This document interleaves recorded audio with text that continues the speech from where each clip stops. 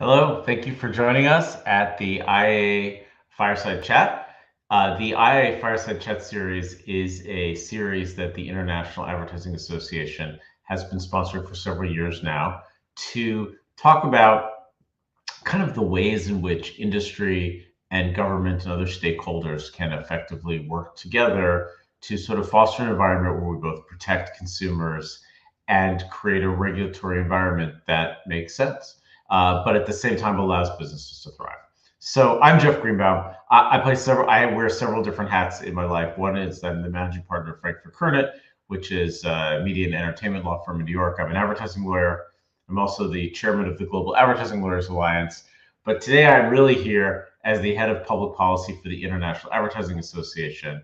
And I'm very, very pleased to be here with Karla Avila, who is currently wrapping up her tenure, which we're going to talk about, as the director of CONAR in Mexico. Karla, thank you so much for being here today. Thank you so much, Jeffrey, for this opportunity. I am so glad to be here, and thanks everyone for being here. The thing about this Fireside Chat series is just that we're really interested in this idea that when you've got better collaboration, better communication between all of the stakeholders in the advertising ecosystem, you really do come up with better rules. You come up with a system that both is good for businesses and creates an optimal environment for consumers. And so, we've really been talking to all kinds of different stakeholders over the last couple of years, self-regulatory organizations, other kinds of NGOs, government agencies, to try to explore the ways in which people are working together well to think about these issues and ways in which they can work together better. And so this is, I was, very excited to be speaking with you, both because of the work that CONAR has been doing, but also because of sort of what's going on in terms of CONAR in Mexico. But I think before we get into it a little bit, maybe Karla, you could just tell us a little bit about yourself and how you got to CONAR and what brought you to advertising self-regulation.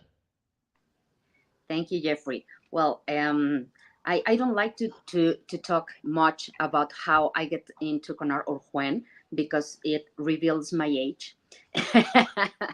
But I have been working for CONAR for the last 25 years. And it was almost when CONAR was founded. And I am a pedagogue. I'm also a marketeer, and I have been doing a lot of work in law and regulation. So I am kind of an invitee lawyer for advertising. Even I didn't study law like that, but I have been very into laws, of course, through all these years.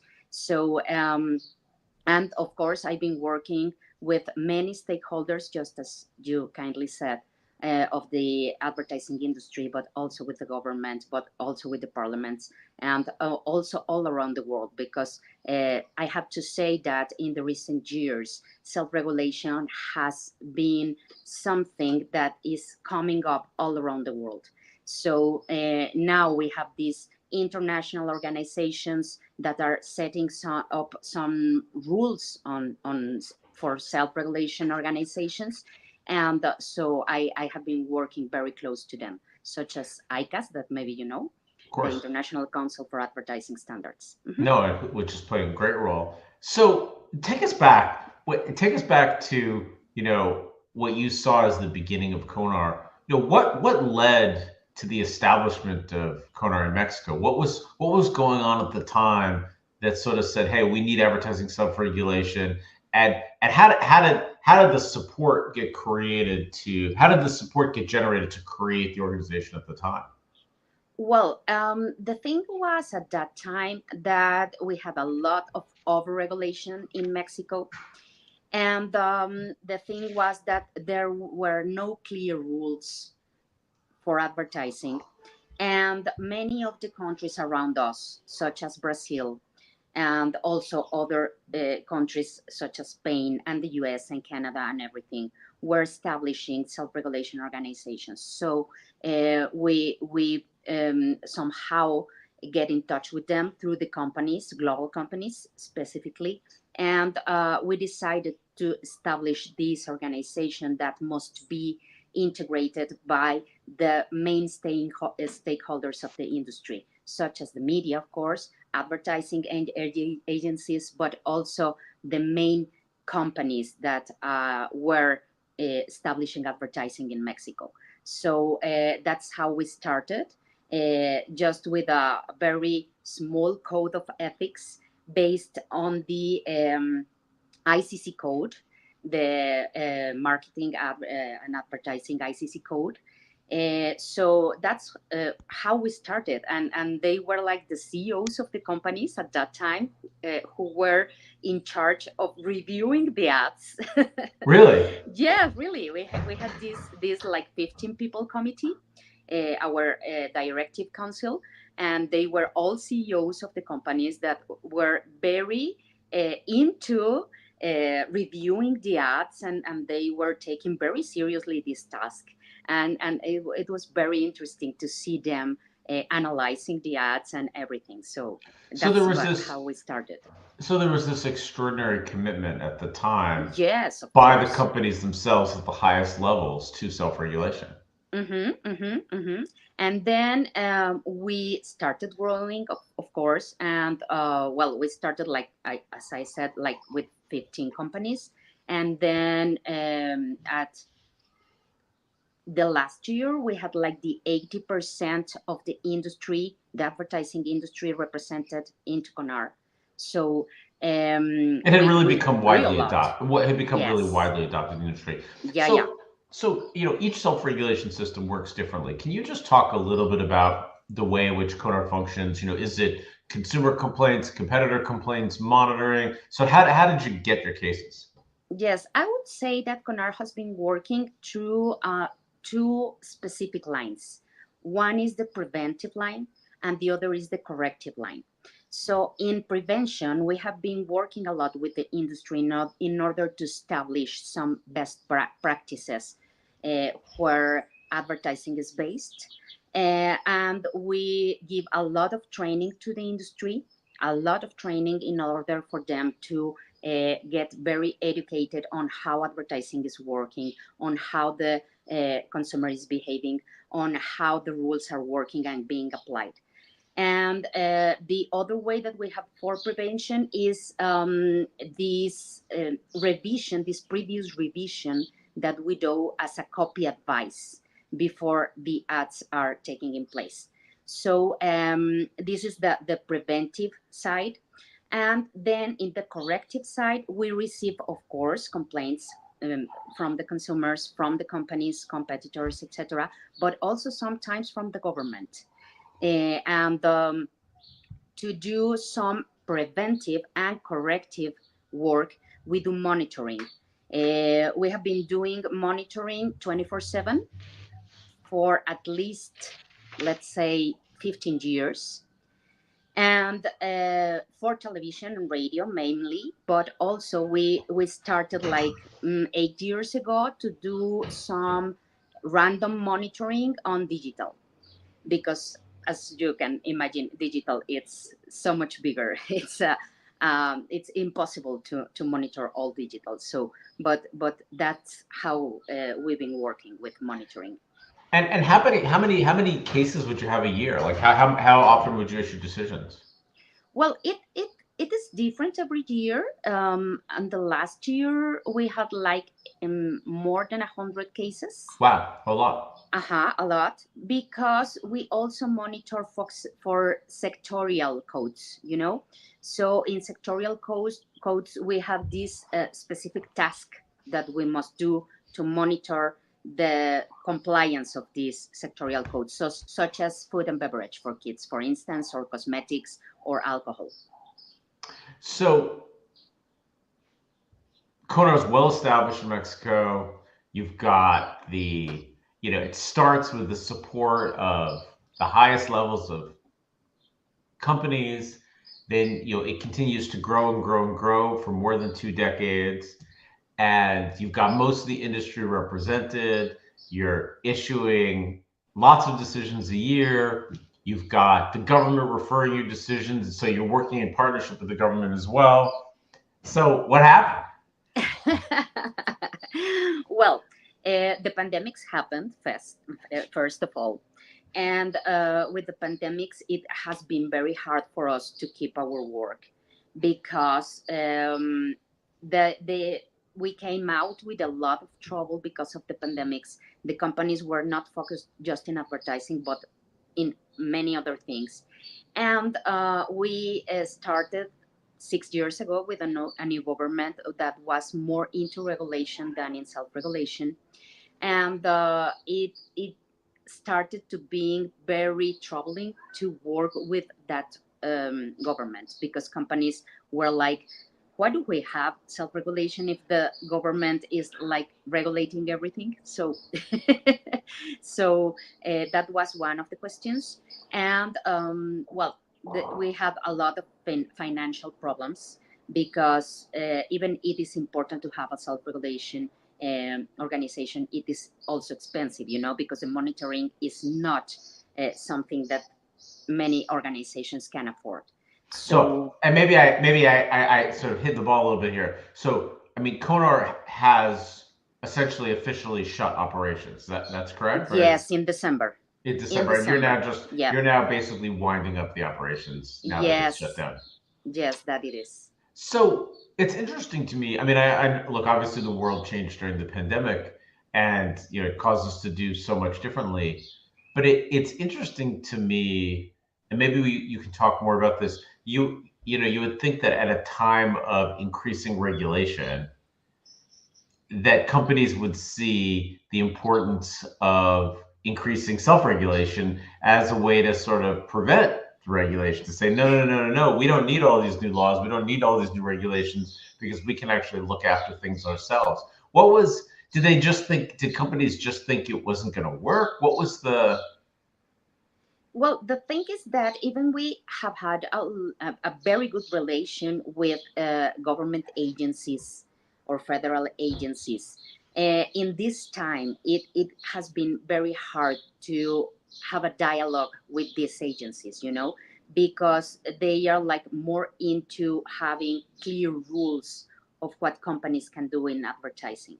So it makes that self-regulation has to step aside a little bit, and it is not well seen, let's say, that companies are like offering these internal rules. And there are many companies, especially in the digital world, that are not being self-regulated. So the government is like saying, if you cannot apply self-regulation to everyone, I have to step in, you know. and And were you surprised? I mean, given the level of support that self-regulation has had in Mexico for so long, were you surprised that, I mean, I can understand with changing governments that support, comes and goes, but were you surprised that industry didn't step in and said, it's too big of a risk to lose our self-regulatory program?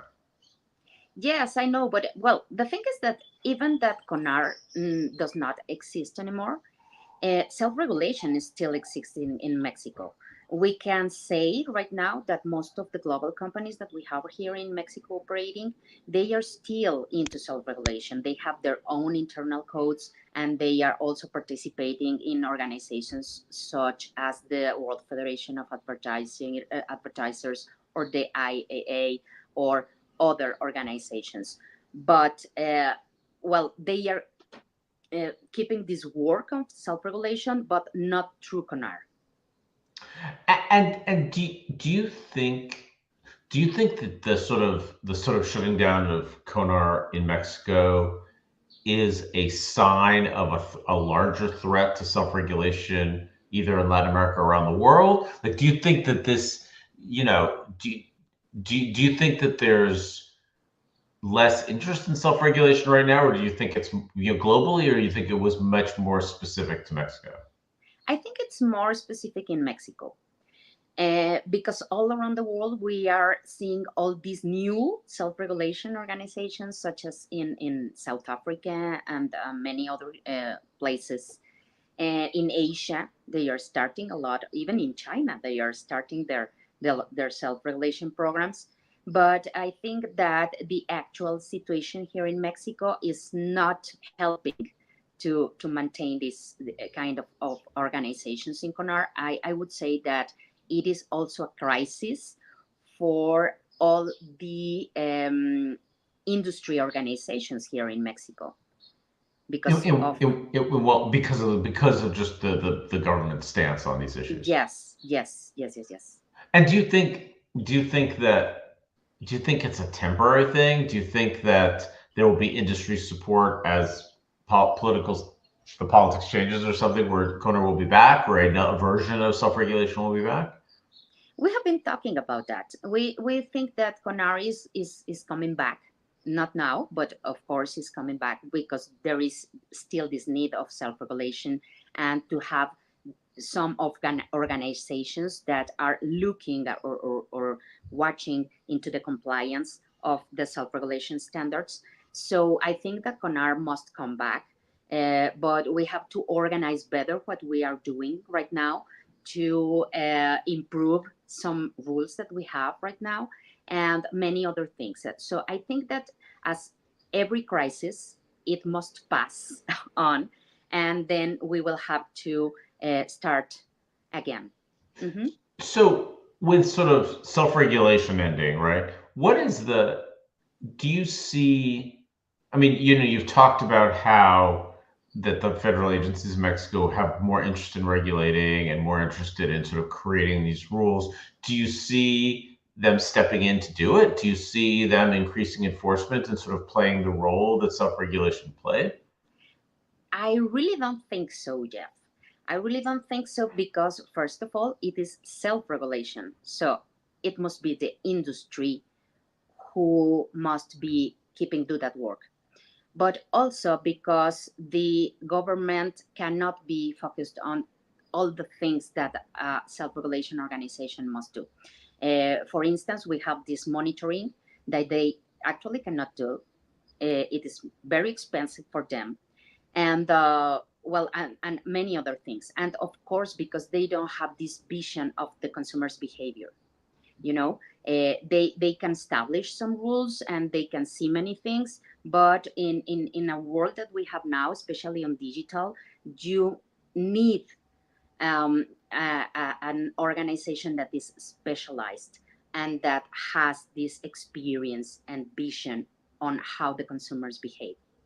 And what do you think that the do you think what do you think the government is do you think the government's just saying, well, it's going away and it just is what it is, or do you think that they are starting to make some plans to think about how we can sort of step in like Profeco or whoever and start to figure out we're going to start to play a more active role in certain sectors, or you think it's going to have more it's going to have the people aren't going to pay attention to it?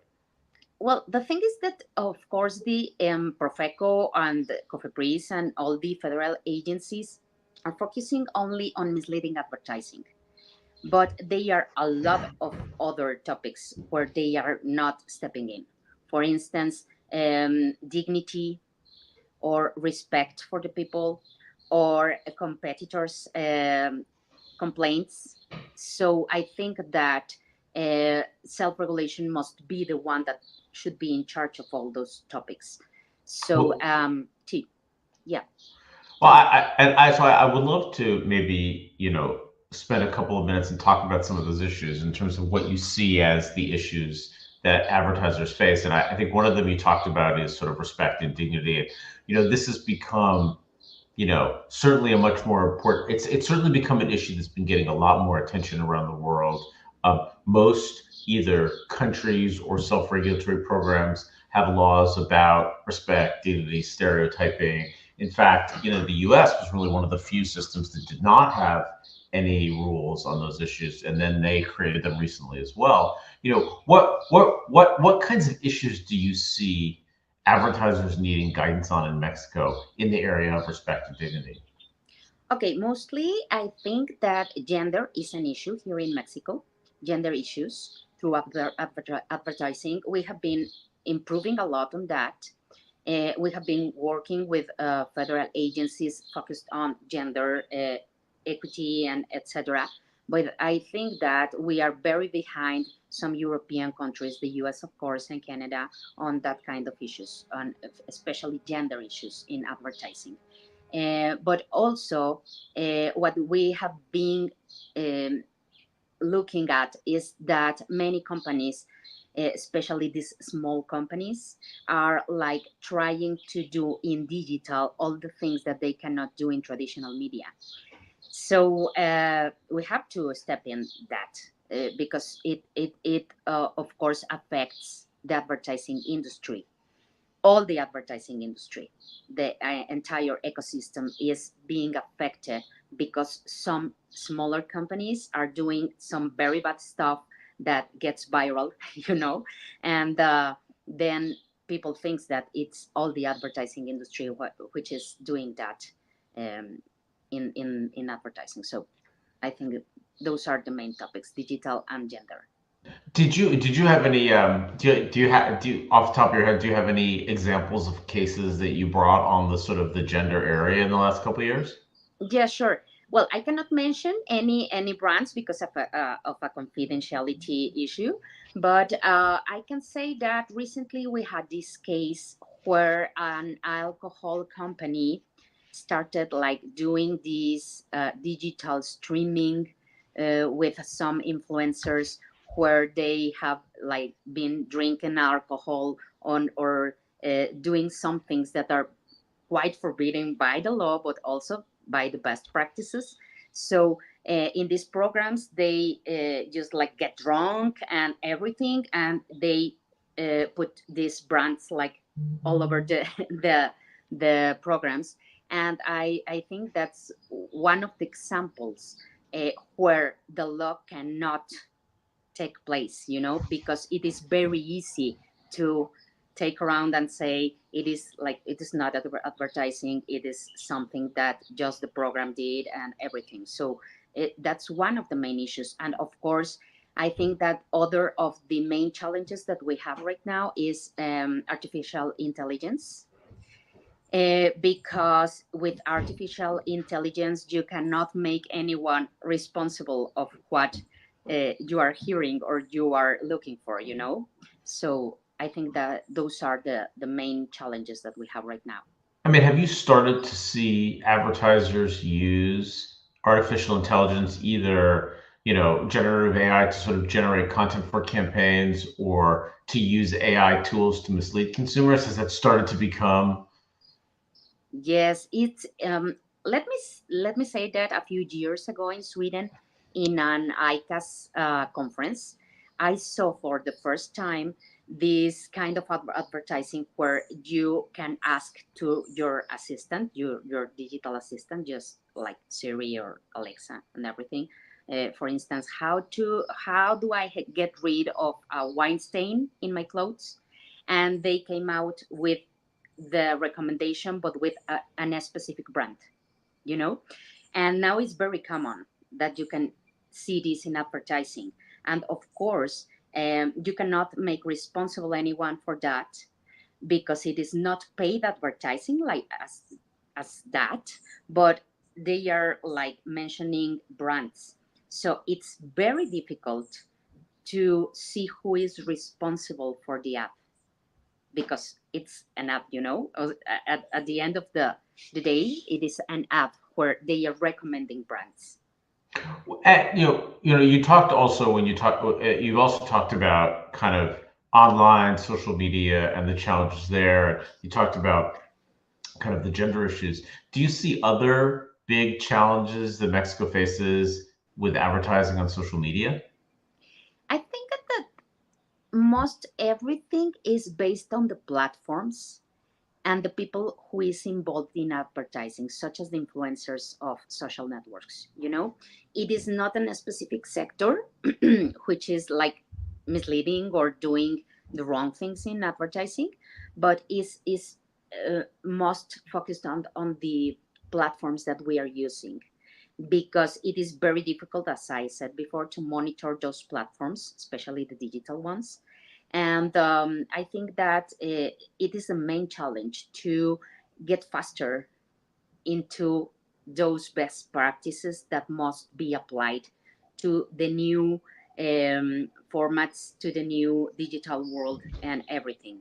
I think that this is the thing that we have to focus on. And do you think that the social media platforms themselves play an important role in regulating themselves with their own guidelines? Do you think that's a critical component of it too? Well, I think that we cannot self-regulate or regulate everything in the social media, of course, because when it gets viral, you cannot make responsible to anyone. But I think that there must be a basis on what we are doing on digital advertising. So I think that ICC has been doing a great work on this, and also companies such as Google and Meta, etc. They are doing a great job on self-regulation regarding that issue. But I think that it must be shared with the consumers. I have always thought that if you educate consumers, you prevent a lot of things. So I think that it is a job that many organizations should be doing right now to educate consumers in order for them to discriminate this misleading advertising and everything. Yeah, no, makes sense. And I mean, I would say probably the other big advertising issue that everyone seems to be talking about right now is environmental marketing and sustainability. Are these issues getting attention in Mexico? Do you think they need to get attention? Where are you in sort of the whole environmental piece of this? Well, a few years we had this boom on environmental claims, but then it has been like uh, balanced, and what we are working on that sense, or we have been working on that sense, is through misleading advertising. When we see any misleading claim, even if it is about environment or any other thing, we focus on that. But I don't think that in Mexico we have a lot of environmental claims right now. No. Are there any other big issues that you feel like Mexico faces on the advertising front?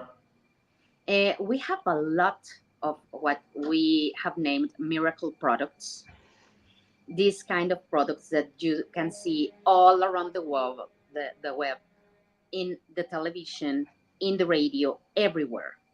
You can see these products that claim to cure cancer or diabetes, or that they are like multifunctional.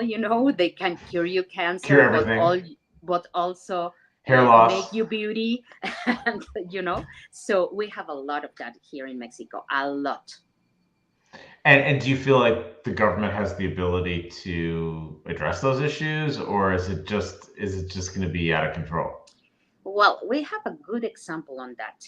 Like 10 years ago, we did this joint venture with the government, specifically with the health minister, in order to work together to avoid misleading advertising on miracle products.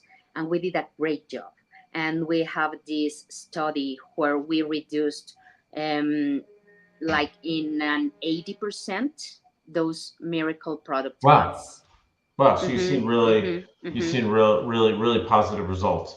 So mm-hmm. as we sort of wrap up, you know, as you've sort of told companies that Kona is shutting down, what concerns did they express about the significance of the end of self-regulation? Well, of course, the main concern is overregulation, because as they don't have now this organization that is looking at this, and the government can rest a little bit on that. They are very concerned about overregulation, and of course, on who is going to analyze their ads, who is going to review, because of course in CONAR we had a lot of specialized people with a lot of experience on advertising and on consumers behavior. And right now the people that is in charge of that in the government is not specialized on marketing or consumers or everything. So I think that specialization is one of the main concerns. Well, look, we know what an important role self-regulation has played in Mexico and continues to play around the world. And I guess we'll have to check back in with you and Yeah, hear what's sure. happening, because I think we all really hope that we see the next version of CONAR Yeah, come yeah. up before too long. Yeah, I hope so. I hope so, Jeffrey, and I hope that I will have some good news All right. Well, soon. definitely keep in touch about that. Well, I'll be interested to hear. A great pleasure to see you. You too, Thank Karla. you. All right. Take care. Thanks again. Thanks. Bye. Bye.